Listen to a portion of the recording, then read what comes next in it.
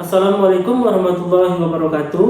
Perkenalkan, saya Rahmat Akbar. Saya salah satu dosen di Politeknik Kampar yang berhome base di jurusan Administrasi Bisnis Internasional. Keahlian saya yaitu di jurusan Manajemen Pemasaran. Di sini saya mengajar beberapa mata kuliah, salah satunya yaitu Manajemen Pemasaran 2 yang berbobot 3 SKS pada semester 5. Pada kesempatan ini saya akan menjelaskan teknik pembelajaran yang saya gunakan yaitu Delivery, Interaction, dan Assessment. Sebelum saya menjelaskan lebih jauh mengenai mata kuliah ini merupakan lanjutan dari Manajemen Pemasaran 1 diberikan kepada mahasiswa Administrasi Bisnis Internasional yang berfokus pada analisis, perencanaan, pelaksanaan, dan pengendalian praktik manajemen pemasaran dalam satu perusahaan atau organisasi. Selanjutnya, setiap fokus demikian dimulai dengan pembahasan dinamika dan isu terkini baik tingkat lokal maupun global dan pengaruhnya terhadap konsep dan praktik pemasaran. Adapun capaian mata kuliah yaitu mahasiswa memiliki pengetahuan dan kemampuan dalam menerapkan strategi dan manajemen pemasaran yang unggul dan kompetitif melalui pendekatan yang berbasis riset. Selanjutnya, mahasiswa memiliki kemampuan menghasilkan kualitas pelayanan, kualitas harga, dan kualitas produk sehingga dapat memberikan kepuasan terhadap konsumen. Selanjutnya, materi atau pokok pembahasan pada mata kuliah ini yang pertama, orientasi manajemen pemasaran, perkembangan dunia baru dan pengaruhnya terhadap ilmu pemasaran, serta isu penting dalam pemasaran, konsep nilai dan kepuasan pelanggan yang berkelanjutan, social marketing dan green marketing, konsep pemasaran hubungan sebagai upaya mempertahankan loyalitas pelanggan, fungsi perencanaan pemasaran strategik, analisis peluang dan riset pasar, persaingan dan strategi perusahaan, siklus produk dan strategi berkaitan, pengelolaan merek, strategi penetapan harga, fungsi alternatif dan pengelolaan saluran pemasaran, praktik komunikasi terpadu secara efektif, bauran promosi pemasaran, praktik dan pengelolaan pemasaran langsung dan online marketing. Selanjutnya, teknik perkuliahan yang pertama, delivery, yaitu bagaimana saya berinteraksi dengan mahasiswa. Di awal perkuliahan, saya memberikan kontrak perkuliahan, aturan perkuliahan, dan bobot yang harus dicapai oleh mahasiswa, dan buku yang harus digunakan mahasiswa seperti buku manajemen pemasaran yang saya terbitkan di CP Kirenara, buku manajemen pemasaran penerbit F-Press Digimedia, dan manajemen pemasaran penerbit UM Surabaya Publishing. Pada setiap pertemuan saya memperkenalkan kepada mahasiswa mengenai apa saja yang harus kita capai hari ini. Gunanya untuk memudahkan mahasiswa memahami materi yang saya ajari. Pendekatan yang saya gunakan yaitu kontekstual, di mana mengaitkan materi dengan dunia nyata. Metode yang saya gunakan pada mata kuliah ini yaitu ceramah, tanya jawab, diskusi, dan project based learning sesuai dengan materi. Selanjutnya, interaction. Saya berinteraksi dengan mahasiswa dengan hybrid learning, di mana bisa menggunakan offline dan bisa juga menggunakan media sosial seperti Zoom, grup WA, dan Google Classroom. Media sosial yang saya gunakan untuk memudahkan dosen berinteraksi dengan mahasiswa. Selanjutnya, assessment adalah penilaian dosen terhadap mahasiswa dalam bentuk evaluasi kepada mahasiswa. Pada pertemuan awal, saya menyampaikan kontrak perkuliahan. Di sana dijelaskan mengenai bobot nilai yang harus dicapai oleh mahasiswa, dan saya juga memberikan reward dan punishment kepada mahasiswa pada bobot penilaian. Yang pertama, kehadiran 15%, kuis 10%, tugas 25%, UTS 25%, UAS 25%. Tugas mahasiswa dikumpulkan pada Google Classroom. Reward diberikan kepada mahasiswa yang disiplin dan mengumpulkan tugas tepat waktu. Sedangkan punishment diberikan kepada mahasiswa yang tidak mengumpulkan tugas dan tidak hadir. Tujuannya untuk kedisiplinan mahasiswa. Selanjutnya saya akan menampilkan video pembelajaran saya pada mata kuliah saya manajemen pemasaran 2 mengenai persaingan dan strategi perusahaan dengan pendekatan kontekstual. Sekian video deskripsi mata kuliah ini. Saya ucapkan terima kasih. Assalamualaikum warahmatullahi wabarakatuh. Siang semuanya. Salam sejahtera bagi kita semua. Apa kabar semuanya? Oke, terima kasih saya ucapkan kepada mahasiswa telah hadir pada hari ini. Hari ini kita masuk ke pertemuan 8 yaitu tentang persaingan dan strategi perusahaan sesuai dengan referensi yang saya berikan di pertemuan pertama. Selanjutnya, sebelum kita masuk materi, Bapak absen dulu ya.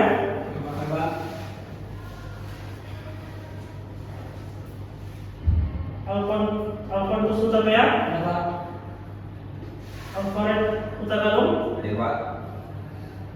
Ansor Muhammad Najjar, Adi Lawan,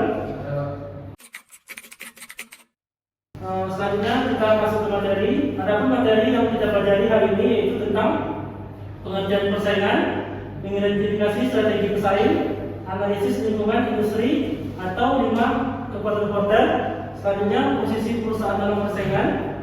Selanjutnya adapun indikator yang harus dicapai oleh mahasiswa pada materi hari ini yaitu mahasiswa harus mampu menjelaskan kondisi persaingan dan strategi yang dilakukan.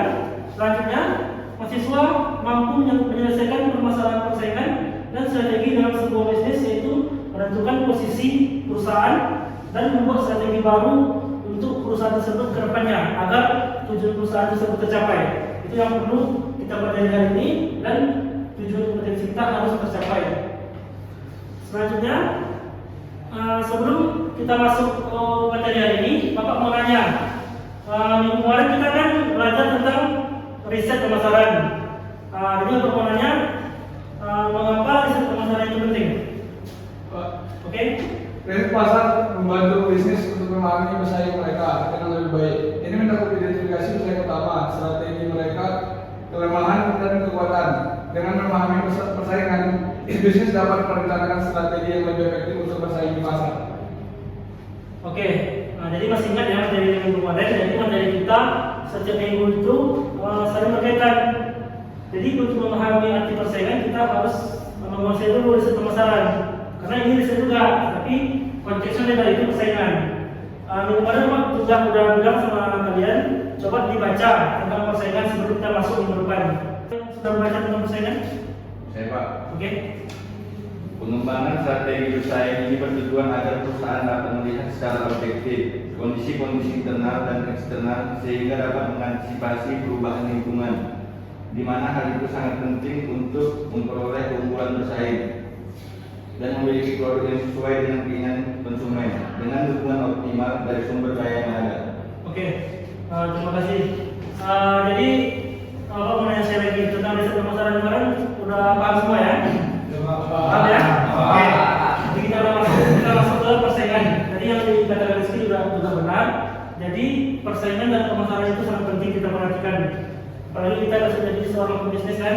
Persaingan dan dalam manajemen pemasaran merujuk pada dinamika persaingan antar perusahaan atau organisasi dalam upaya memperoleh pangsa pasar, pelanggan, dan keunggulan kompetitif. Jadi beberapa aspek yang penting tentang persaingan dalam manajemen pemasaran melibatkan satu, pangsa pasar. Jadi setiap kita melakukan pemasaran itu kita harus tahu pangsa pasar kita. Produk kita mau kita jual kemana? Misalnya jual nasi goreng di Arman Saleh. Siapa pangsa pasarnya? Mahasiswa kah? Anak SMA kah? Atau anak SD? Atau orang kantoran? Itu harus kita kaji. Selanjutnya keunggulan kompetitif. Kita harus mengetahui keunggulan kompetitif. Keunggulan kita, bahkan keunggulan pesaing kita harus kita ketahui untuk meningkatkan daya saing kita. Selanjutnya penetapan harga. Bukan hanya keunggulan saja, tetapi persaingan juga mendorong kita untuk bersaing tentang penetapan harga. Jadi kita harus bisa menetapkan harga agar konsumen kita bisa memilih kita. Selanjutnya kita harus mengidentifikasi strategi pesaing. Kita harus melakukan langkah-langkah yang efektif untuk memposisikan diri kita di pasar. Berikut cara untuk mengidentifikasi strategi pesaing. Yang pertama, kita melakukan analisis situasi pesaing. Misalnya nih, si Ari jual air geprek, contohnya di Kota Lumajang. Di sekitar Ari ada jualan geprek 20 orang, 20 pesaing. Ari harus lihat satu-satu produk mereka. Karena ini kita masuk analisis industri dengan 5 force microporter. Sudah pernah baca? Ya Pak. Oke. Merupakan sebuah metode yang digunakan untuk mengetahui kekuatan industri berdasarkan faktor-faktor eksternal perusahaan. Oke, betul. Jadi menurut analisis industri dengan Michael Porter itu ada 5 pesaing. Bapak tanya lagi ya, si Rizky. Alfamart itu siapa pesaingnya? Indomaret. Sulaim juga ya. Jadi kalau kita berpikir itu berarti Alfamart itu pesaingnya Alfamart, Indomaret ya. Sulaim. Berarti di sini dia persaingan antar anggota industri. Tetapi dalam metode analisis Michael Porter itu ada 5 pesaing.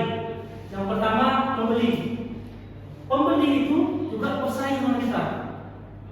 kita bersaing mendapatkan pembeli. Apalagi pembeli kita tuh dia loyal, dia membeli jumlah yang besar sama kita, itu harus kita pertahankan. Selanjutnya produk substitusi.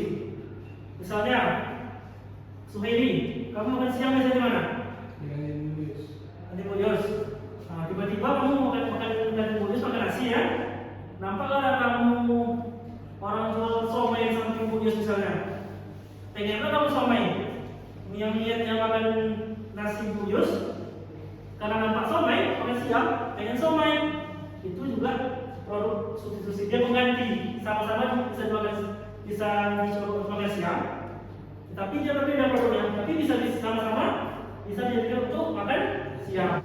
Selanjutnya pemasok yang pertama tadi, misalnya si siapa tuh namanya? Hadi, Pak.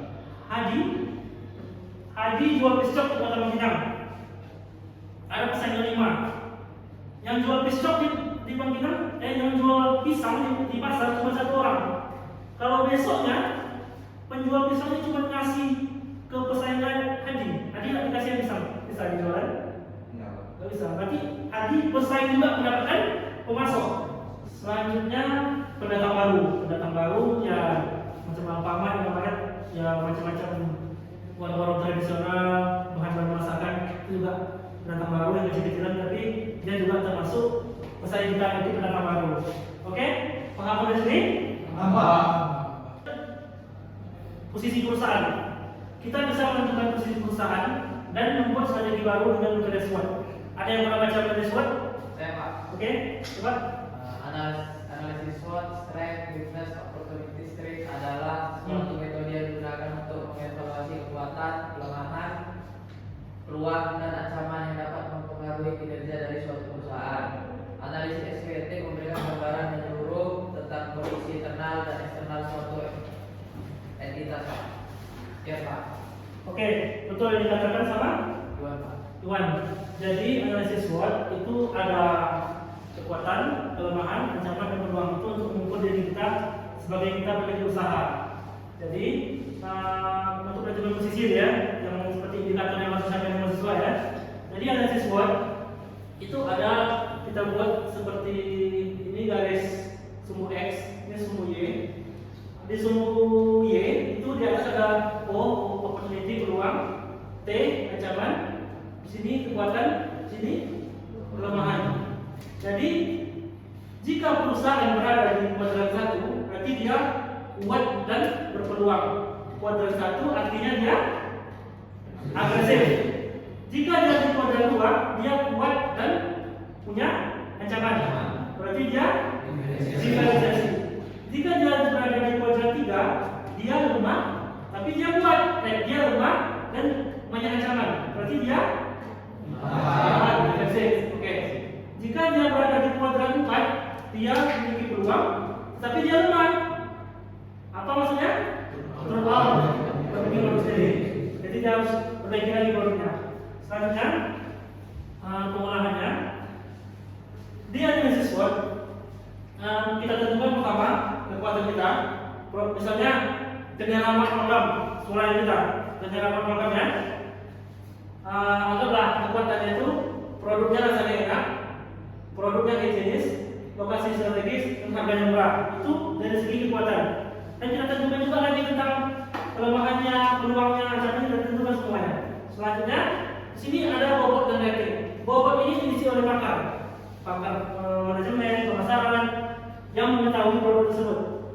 Misalnya, produk rasanya enak, dia harus totalnya 10. Menurut saya 30%. Produk higienis menurut saya 30%. Lokasi strategi menurut saya 20%, harganya murah menurut saya 20%. Jadi isinya 10. Ya. Pokoknya totalnya 10. Semuanya apapun ini ya, pokoknya harus 10. Itu diisi oleh pakar. Selanjutnya rating diisi oleh konsumen. Contohnya konsumennya nih, nama, diisi nama, umur, pekerjaan. 1 sangat tidak setuju, 2 setuju, 2 tidak setuju, 3 setuju, 4 sangat tidak setuju.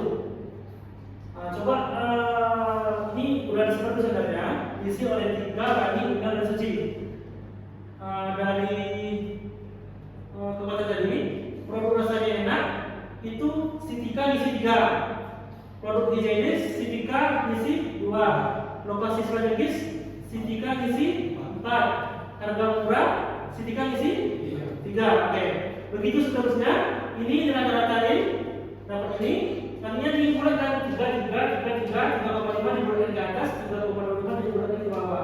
Jadi 3 itu setuju S, 3 itu setuju S, 4 itu sangat setuju, 3 itu setuju.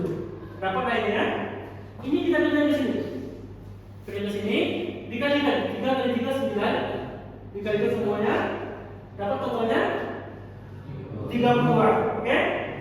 Begitu juga dengan kelemahan, peluang, dan ancaman. Ingat ya, ini ingat jumlah-jumlah ini.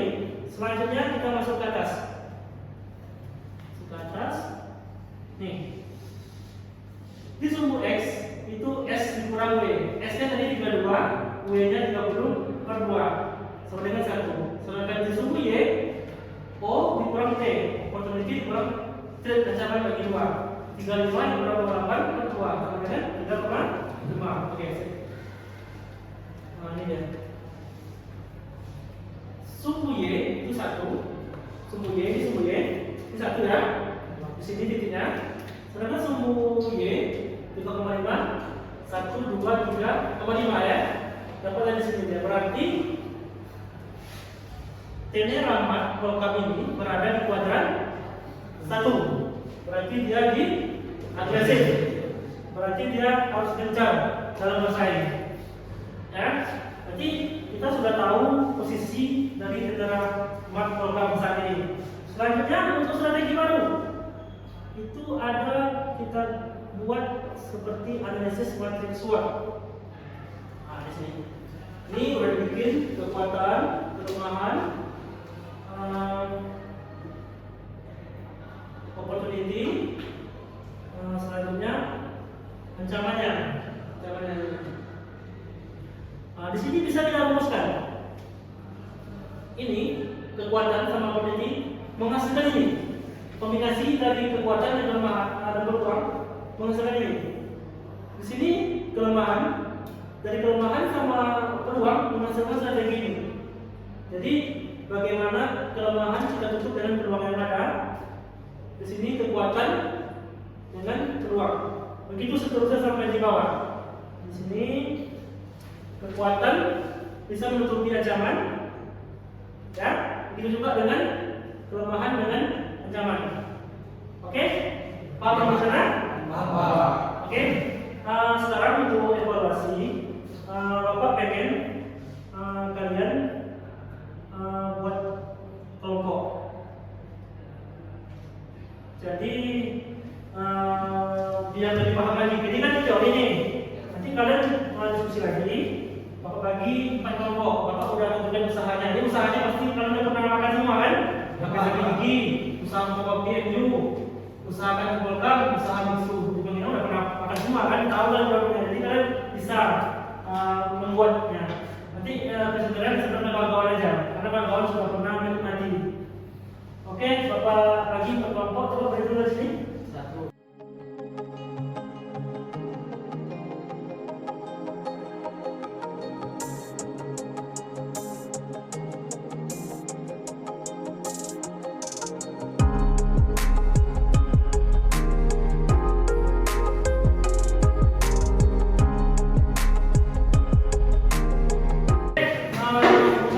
Kelompok 1 3 Pak. coba buat analisis SWOT mengenai kapasitas diri. Kelompok 2 ya, kelompok PMU. Kelompok 3 usahakan program. Kelompok 4 tentang usaha itu jadi. Oke, maka kasih waktu 30 menit dari sekarang.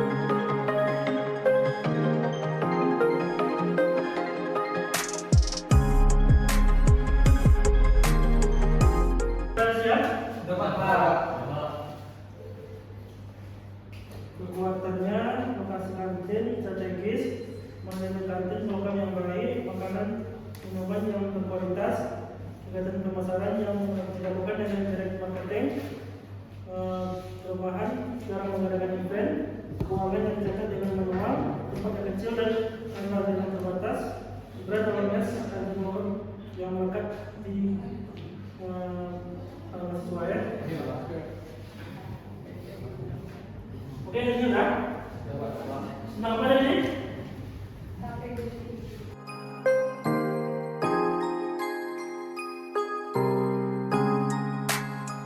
Pertama, baca dulu ya. Pertama, coba maju kelompok 3. Usaha kantin Polkam. Baik Pak, jadi hasil diskusi kami dari kelompok 3 Pak mengenai produk kantin Polkam itu Pak, yang pertama Pak. Kantin Polkam ya? Iya Pak, Kantin Polkam. Oke. Yang pertama Pak, lokasi kantin Polkam strategis, kemudian manajemen Polkam yang baik, makanan minuman yang berkualitas, kegiatan pemasaran yang dilakukan secara direct marketing, kemudian webinar dalam mengadakan event, keuangan yang catat dengan manual, tempat yang kecil, Ya. parkiran terbatas, kemudian pertumbuhan ekonomi mahasiswa yang meningkat secara signifikan, Oke. banyak kafe baru yang di luar Polkam, kemudian keberadaan kantin di luar Polkam dengan konsep lebih menarik Pak. Oke. Jadi Pak, dari hasil penyebaran kuesioner, beberapa mahasiswa kantin yang kami dapatkan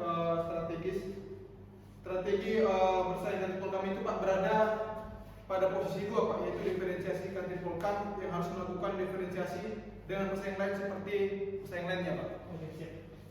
Selanjutnya itu kan menentukan posisi perusahaan. Selanjutnya strategi baru gimana? Yang pertama Pak, strateginya menawarkan produk unggulan kepada pelanggan baru. Kemudian bekerjasama dengan ojek online agar ongkos kirim dapat gratis. Selanjutnya menambah menu sesuai tren permintaan pasar. Selanjutnya Pak, strateginya menjadi kerjasama dengan event organizer sebagai penyedia tempat acara, kemudian penggunaan aplikasi yang profesional Pak. Itu saja Pak. Terima kasih. Oke, kawan-kawan ada yang bertanya sama produknya Polkam kantin dan Polkam? Ada yang bertanya? Ya, Pak. Oke. Baik, saya dari nomor 2 yang bertanya. Tadi kan saya dengar ada penjelasan mengenai diferensiasi dengan Polkam. Ya. Jadi mau dijelaskan apa itu diferensiasi dengan Polkam? Terima kasih. Oke baik, terima kasih. Jadi diferensiasi dengan Polkam itu diferensiasi produk atau Polkamat harus membuat sesuatu yang berbeda dari yang lain. Ya contohnya seperti produk, layanan, harga dan lain-lain. Mungkin seperti itu yang bisa akan kita lakukan. Oke, ada yang bertanya lagi? Cukup? Cukup, Pak. Berapa semuanya? Pak. Oke. Terima kasih Pak. Oke, terima kasih kepada kelompok yang sudah maju. Tadi Bapak sudah mendengarkan beberapa analisa tentang setiap kelompok. Yang pertama, KPJ Kiki Maginang, sahabat Fotokopi MJU, Kantin Polkam dan Mixu di Maginang. Bapak sudah pernah mengatakan sebelum kita kuliah di LPS juga, siapa yang tugasnya bagus akan saya kasih reward. Kan kita ada pilihan tugas, akan saya dapatkan nilai A di tugasnya. Selanjutnya dari beberapa penambahan tadi, saya melihat analisisnya yang dalam, cara ngomongnya yang bagus, dan posisi perusahaan yang tepat, dan banyaknya strategi-strategi baru yang diajukan. Jadi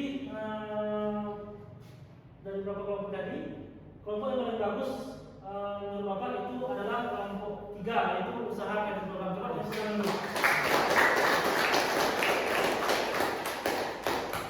Oke, akan bisa menyimpulkan materi hari ini. Baik, Pak. Oke, dan Pak, yang dapat saya ambil kesimpulan di sini Pak, yaitu yang pertama, persaingan dalam manajemen pemasaran merujuk pada dinamika persaingan antara perusahaan atau organisasi dalam upaya memperoleh pangsa pasar, pelanggan, dan keunggulan kompetitif. Terus yang kedua yaitu 5 kekuatan porter: pembeli, produk, substitusi, pemasok, pendatang baru, dan persaingan antar persaingan industri.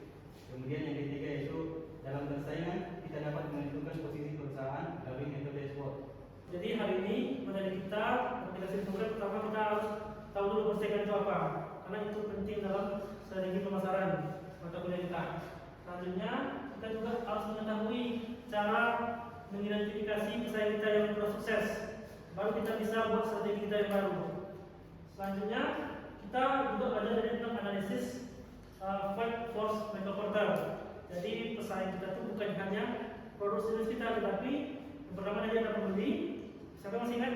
Ya Pak, yang kedua pendatang baru, yang ketiga pemasok, yang keempat persaingan antar industri, Ya. yang kelima terakhir produk substitusi. Oke, betul. Jadi banyak sebenarnya pesaing-pesaing kita yang perlu kita perhatikan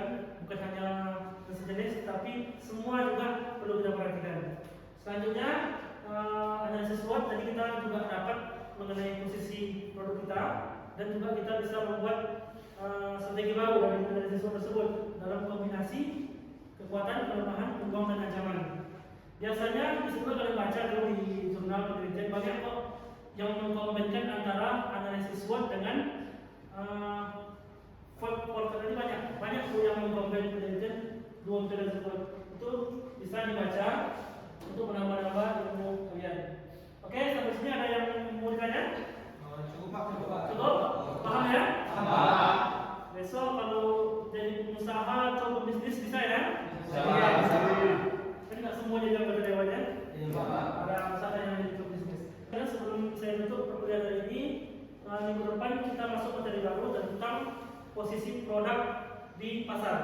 Jadi sebelum kita masuk, coba dibaca di rumah, coba baca jurnal-jurnalnya, biar mahasiswa lebih mengerti. Jadi ketika kita masuk kuliah, itu lebih sinkron percakapan kita. Oke? Paham ya? Paham. Oke. Demikianlah perkuliahan kita hari ini. Lebih kurang saya mohon maaf. Assalamualaikum warahmatullahi wabarakatuh.